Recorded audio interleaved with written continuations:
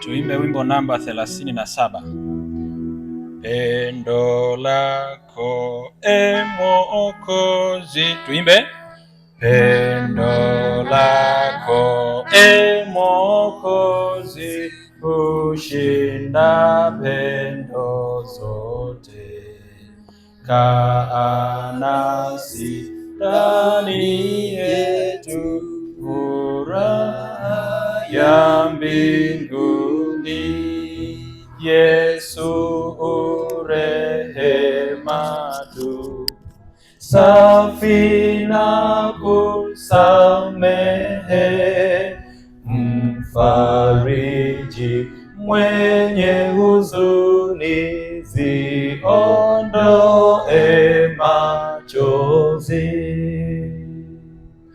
Roho yako ya upendo tuma kwa kundi lako, hebu tuirithi raha iliyoahidiwa, uondoe moyo mbaya, mwanzo tena mwisho. Timiza imani yetu ili tuwekwe huru. Yesu uje kwetu sasa, tupokee huruma. Rudi kwetu tena kamwe, usituache peke. Tungekutukuza leo pamoja na malaika, imba na kutoa sifa, ingia kwa ibada. Sasa Bwana, kazi yako imalize moyoni. Takasa hekalu lako, wokovu kamilisha. Safisha viumbe vyako katika wakati huu, tupumzike toka dhambi, tuingie mbinguni. Bwana asifiwe sana. Amina. Tuombe. Baba yetu na Mungu wetu, wakati umefika wewe unene nasi. Tunakusihi ukubali kwa katikati yetu, tutakase na kutusamehe na kutuongoza kwako, kwa jina la Yesu Mwokozi wetu. Amina. Amen. Ninawakaribisha katika ibada ya leo. Natambua ya kwamba Bwana amekuwa mwema sana katika juma hili la siku 10. Tumeshuhudia mkono wake ukitenda kazi katika maisha yetu. Sijui ni nini Bwana ambacho amekutendea wewe. Inawezekana una shuhuda nyingi za kutosha, lakini sambamba na hilo ni Mungu atukuzwe kwa sababu anaendelea kutupa uhai. Jioni hii ya leo ninatambua ya kwamba tumekuwa na masomo mengi, na jana tulikuwa tukizungumza zaidi katika habari ya kuipenda familia ya imani, familia yetu ya imani. Tuliona mambo makubwa kama 4 hivi ambayo yalitufanya tuweze kuijua familia ya imani ni ipi. Tukagundua ya kwamba familia yetu ya imani ni kuanzia katika level yetu ya familia yako, lakini na hasa katika familia ya kanisa la Kristo. Tuliona kwamba tunapokuwa tunachukiana sisi kwa sisi, maana yake ni kwamba ni kama tunajiondoa kuwa sehemu ya familia ambayo ni familia ya imani. Familia ya imani haichukiani. Tukaona pia tusipokuwa waaminifu katika kutoa matoleo, tunaweza tusiwe tunaipenda familia, kwa sababu tuliona wenzetu waliuza walivyo navyo wakakusanya pamoja kwa ajili ya huduma ya utume. Na kwa hiyo mtu anayetawanya kupeleka kwingine kando na familia ya imani, yumkini anaonyesha kwamba hajaipenda familia yake ya imani. Lakini pia tuliona ya kwamba kupendana ni muhimu, kwa sababu ndiyo kiungo cha umoja. Yesu alipotaka kutoka duniani, Yohana 17 anawaombea wanafunzi, anasema ya kwamba uwafanye kuwa na umoja kama sisi na wewe Baba tulivyo na umoja. Aliombea swala la umoja. Tuliona mambo kadha wa kadha kimsingi ambayo na tukadokeza kidogo kuhusiana wale wanaopinga kanisa na taratibu zake, sema ya kwamba kanisa limekuwa Babeli, na kwa hiyo kila mahali kanisa wanalisema vibaya, wanachuki na kanisa. Utadhani kuwa walilazimishwa kuwa Waadventista wa Sabato. Tuliona mengi. Sasa leo tuna somo linalosema kuwatunza na kuwajali waliosahaulika. Kuwatunza na kuwajali waliofanyaje? Sahaulika. Waliosahaulika. Na somo letu bado limejengwa katika kitabu cha Matendo ambacho tumekuwa tukikisoma kila wakati. Matendo sura ile ya 3 mstari wa 1 hadi wa 10 ndipo somo letu limejengwa hapo, na nitasoma kama ifuatavyo. Matendo sura ya 3 mstari wa 1 hadi wa 10. Neno la Bwana linasema, basi Petro na Yohana walikuwa wakikwea pamoja kwenda hekaluni saa ya kusali, saa 9. Na mtu mmoja aliyekuwa kiwete toka tumboni mwa mamaye alichukuliwa na watu, ambaye walimweka kila siku katika mlango wa hekalu uitwao Mzuri, ili aombe sadaka kwa watu waingiao ndani ya hekalu. Mtu huyu akiwaona Petro na Yohana wakiingia hekaluni, aliomba apewe sadaka. Na Petro akimkazia macho pamoja na Yohana akasema, tutazame sisi. Akawaangalia akitarajia kupata kitu kwao, lakini Petro akasema, mimi sina fedha wala dhahabu, lakini nilicho nacho ndicho nikupacho. Kwa jina la Yesu Kristo wa Nazareti, simama ufanye nini? Wende. Akamshika mkono wa kuume, akamuinua, mara nyayo zake na vifundo vya miguu yake vikatiwa nini? Nguvu. Akaondoka upesi, akasimama, akaanza kwenda, akaingia ndani ya hekalu pamoja nao, akienda akirukaruka na kumsifu Mungu. Watu wote wakamwona akienda akimsifu Mungu, wakatambua ya kuwa yeye ndiye aliyekuwa akiketi na kuomba nini? Sadaka penye mlango mzuri wa hekalu. Wakajaa ushangao, wakastaajabu mambo yale yaliyompata. Bwana asifiwe sana. Amen. Nilipokuwa nikisoma hapa nilipata mambo mengi sana ya kujifunza, na hasa ukihusianisha na somo letu la leo, kuwatunza na kuwajali waliosahaulika. Kwenye Kiingereza wametumia neno see and care for the forgotten. Lakini Kiingereza, unajua kwenye Kiingereza kuna maneno makubwa yanayohusu kusahaulika makubwa kama matatu hivi. Kuna forgot au neglect au overlook.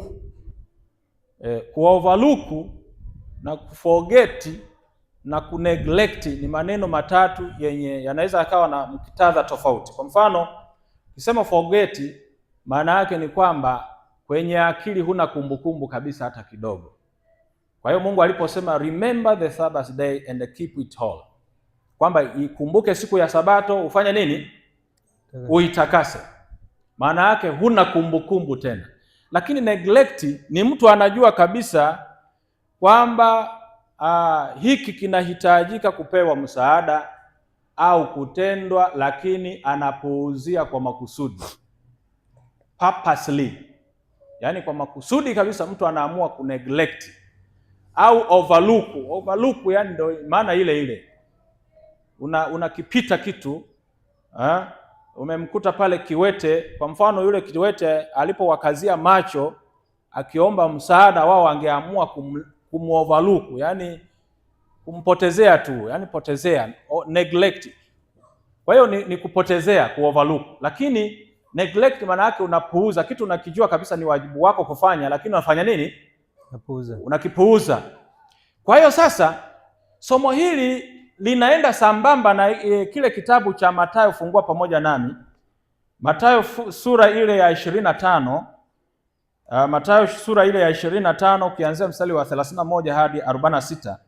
Neno la Kristo linasema, hapo atakapokuja mwana wa Adamu katika utukufu wake na malaika watakatifu wote pamoja naye, ndipo atakapoketi katika kiti cha utukufu wake, na mataifa yote watakusanyika mbele zake, naye atawabagua kama vile mchungaji abaguavyo nini? Kondoo na mbuzi.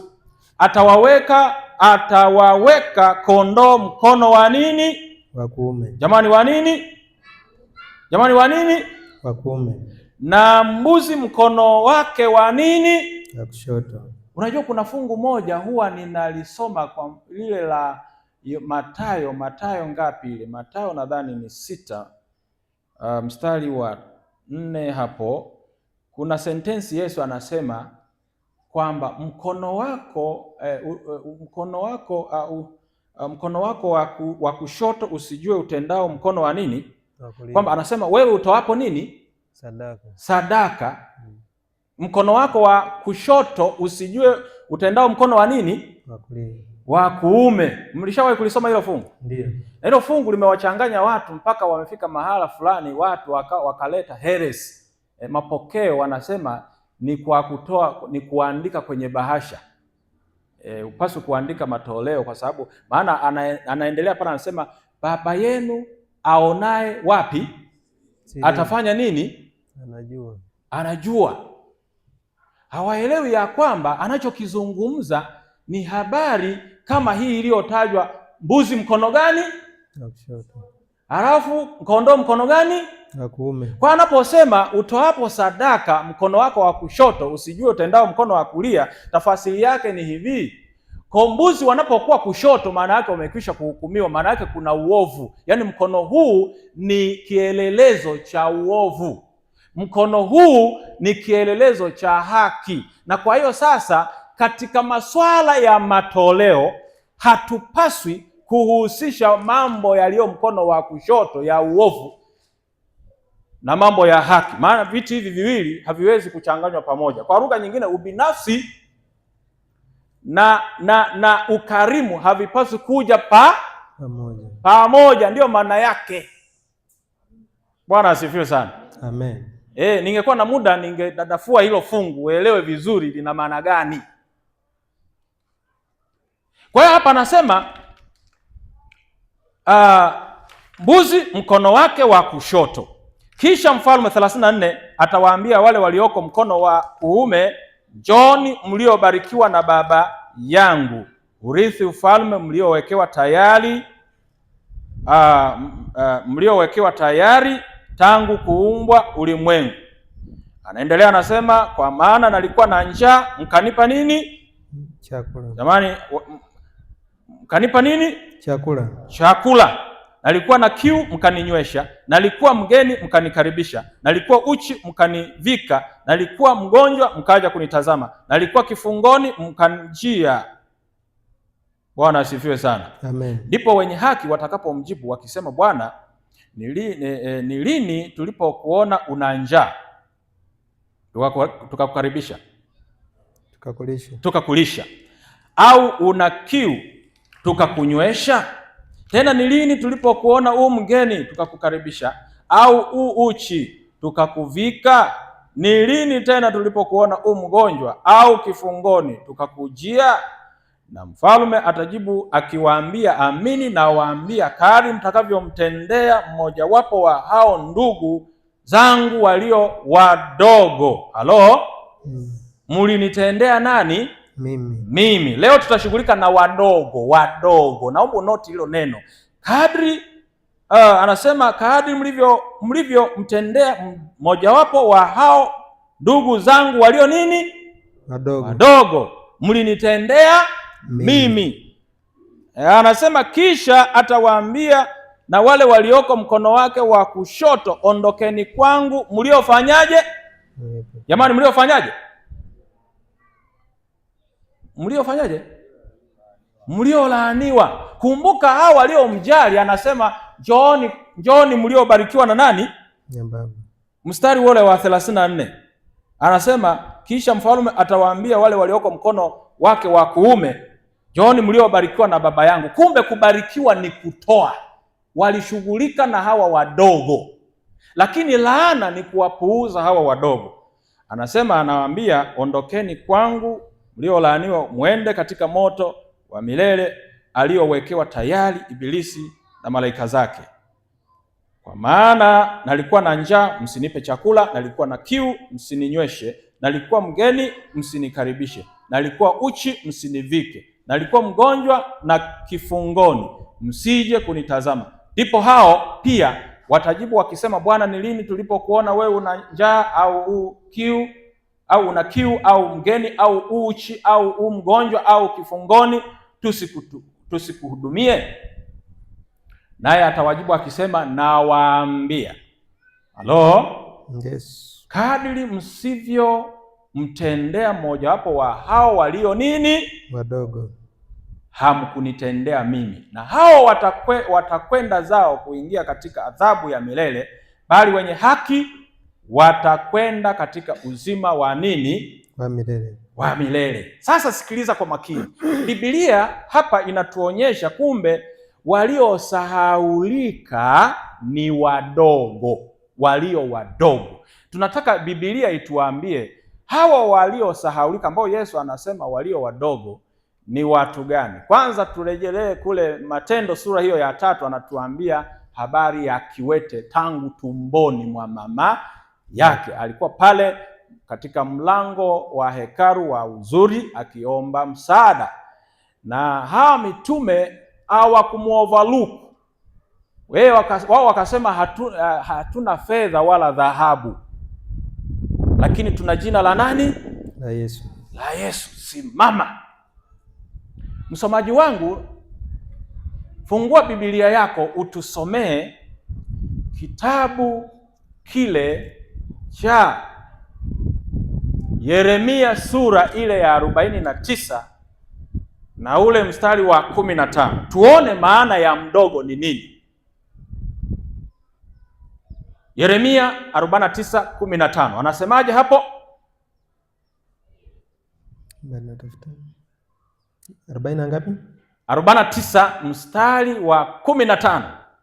Neno la Bwana linasema, maana nimekufanya mdogo kati ya mataifa. Nimekufanya mdogo kati ya nini, kanisa?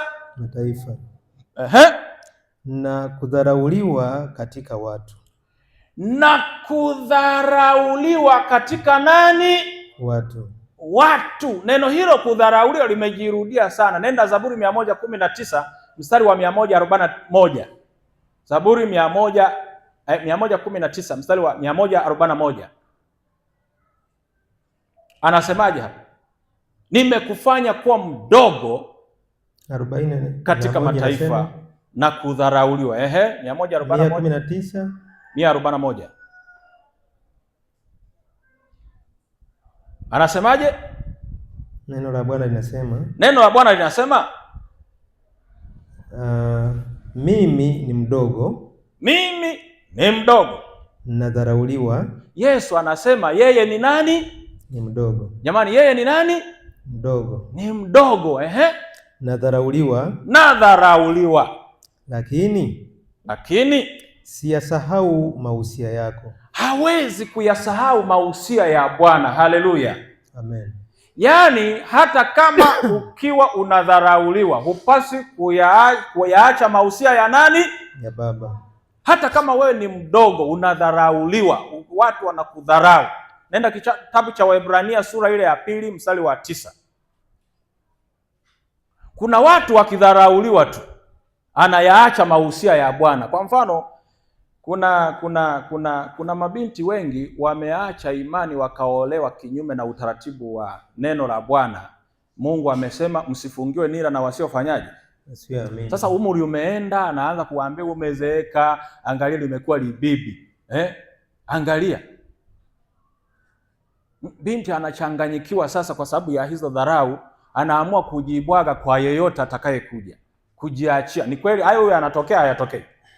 Inatokea. Hata wewe unaweza ukadharauliwa tu kwa sababu ya imani yako. Watu wakakuzodoa, akakwambia maneno ya ajabu, lakini msimamo wa mtu wa haki ni kwamba japokuwa mimi ni mdogo wananidharau, siachi kuyashika mausia yako. Bwana asifiwe. Amen. Soma hayo Waebrania 2:9. Anasema 2:9 inasema hivi, ila twamuona yeye aliyefanywa mdogo. Twamuona yeye aliyefanywa mdogo punde kuliko malaika. Punde kuliko malaika. Yaani Yesu. Kwa sababu ya maumivu ya mauti. Kwa sababu gani alifanywa kuwa mdogo? Kwa nini ni mdogo? Kwa sababu ya mauti. The reason is about death. Amevikwa taji ya utukufu na heshima. Amevikwa taji ya utukufu na heshima. Ili kwa neema ya Mungu aionje mauti kwa ajili ya kila mtu. Aionje mauti kwa ajili ya kila nani? Kila mtu. Alifanywa kuwa mdogo. Nenda kitabu cha Isaya 53:3. Hapo ndipo pamewekwa vizuri sasa. Isaya 53 mstari wa 3 anasemaje? Neno la Bwana linasema. Neno la Bwana linasema hivi. Alidharauliwa na kukataliwa. Alidharauliwa na kufanya nini kanisa? Kukataliwa. Na kukataliwa na watu. Hebu angalia, Yesu anasema kwa sababu hamjawatendea hawa walio nini? Wadogo. Kumbe wadogo Yesu anaoshughulika nao, ambao hawa watu anawaambia kwa sababu mliwatendea hawa, ninyi muurithi ufalme wa Mungu Baba yenu.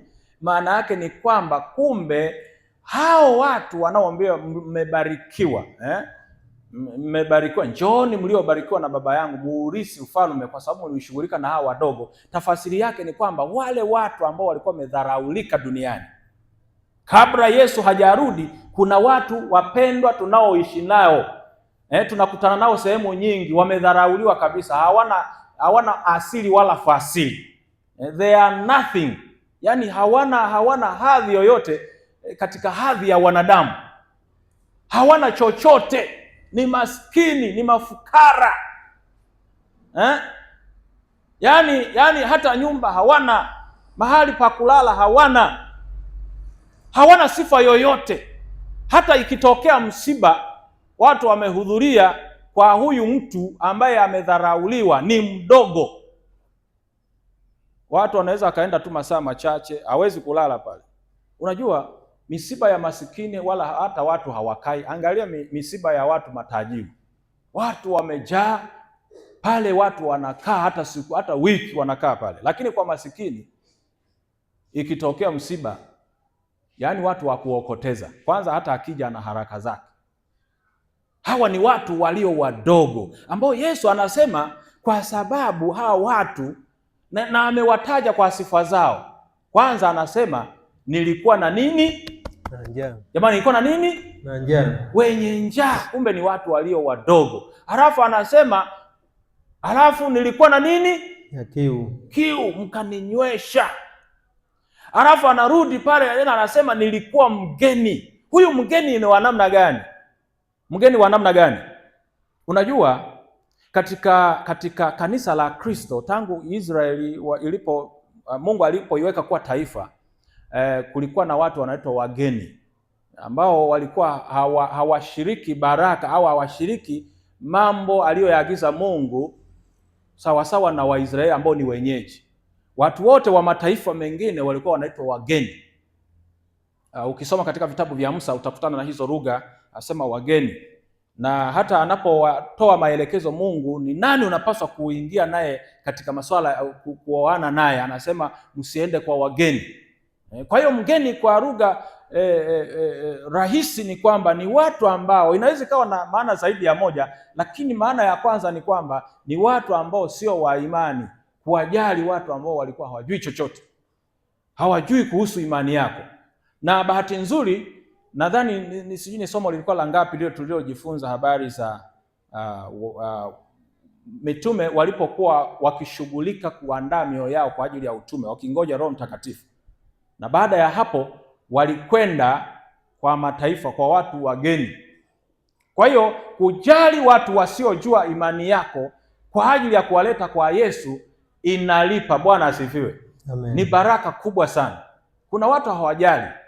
Hata wakija wageni hata kanisani humu kusali, baadhi ya watu hawajali, kana kwamba yani ni mwenyeji, hawezi kumkaribisha chakula, hawezi kumjali kwa chochote. Watu wengine wamewahi kuja kwenye makanisa yetu wakaona hawa watu hawana upendo, wakaondoka wakaenda jumla, kwa sababu hawaoni chochote kinachowavutia kwa maana ya ukarimu. Mgeni. Lakini amezungumza pia habari ya mtu gani mwingine? Mfungwa. Mgonjwa. Nilikuwa mgonjwa. Watu walio dhaifu kiafya, hao wanaitwa ni wadogo. Lakini akazungumza habari ya mfungwa. Kuna dada mmoja maarufu sana baada ya hili vuguvugu la nchi yetu, baada ya uchaguzi, nadhani alikamatwa, anaitwa Somebody Jennifer, alitrend sana kwenye mitandao, nadhani wale mlio mkifuatilia habari zilizokuwa zinaendelea.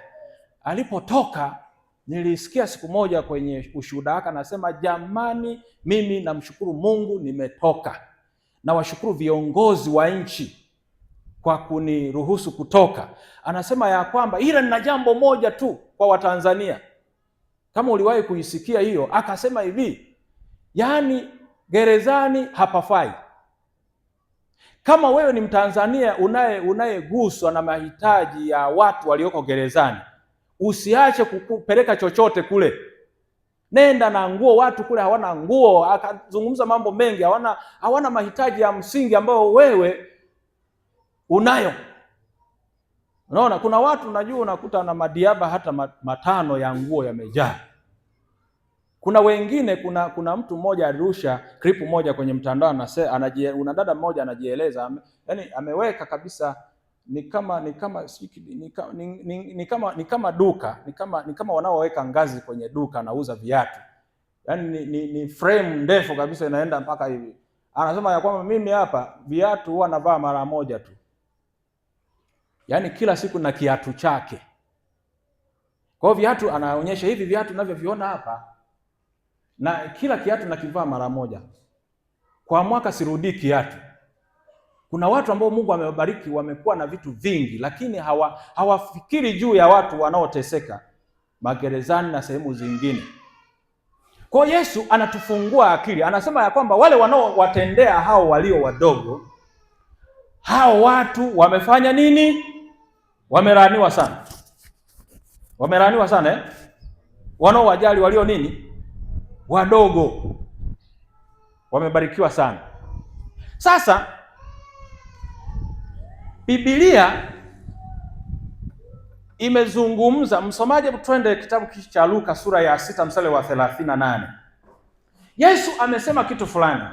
Luka 6:38. Anasema hivi. Anasema, wapeni watu vitu. Yesu anasema wapeni watu nini? Vitu. Nanyi mtapewa. Kumbe unapotoa na wewe unafanya nini? Unapewa. Ehe. Kipimo cha kujaa na kushindiliwa, kipimo cha kujaa na kushindiliwa.